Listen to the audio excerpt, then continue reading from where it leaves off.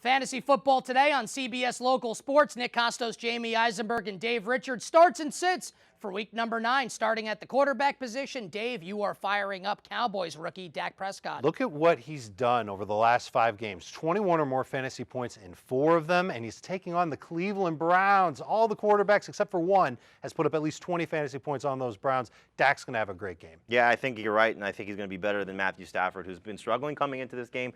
Under 20 fantasy points in his last 2. Got to face a tough Vikings defense. They haven't allowed a 20-point fantasy quarterback so far this year. Dak's an easy start over him. Colin Kaepernick even better than Matthew Stafford this week. Jamey, will Mr. West be in the building Sunday in Arrowhead? You firing up Sharkhandrick? As long as Spencer Ware is out with the concussion, and obviously we'd like to have Spencer Ware active because more people are relying on him. But if he's out, as we expect, then Sharkhandrick West, great matchup against Jacksonville. 4 games last year with double digits in fantasy points every time he had at least 16 carries. He's going to get 16 carries this week. I can't trust Matt Asiata on my fantasy team. He's slow and he's running behind a bad offensive line. That's a bad combination. Jerick McKinnon could be back for the Vikings. Whether McKinnon plays or not doesn't even matter. Matt Asiata, big, strong runner, but not good enough for my fantasy team. Moving over now to wide receivers, and Dave, a player who is good enough for your fantasy team, Indianapolis, is Donte Mond. He's going to be on my fantasy teams, my daily teams, everywhere, because I think he's got that opportunity to score another touchdown with Andrew Luck and get some good yardage on top of it. The matchup against Green Bay, it caters to Indianapolis's passing attack. Donte Moncrief is going to have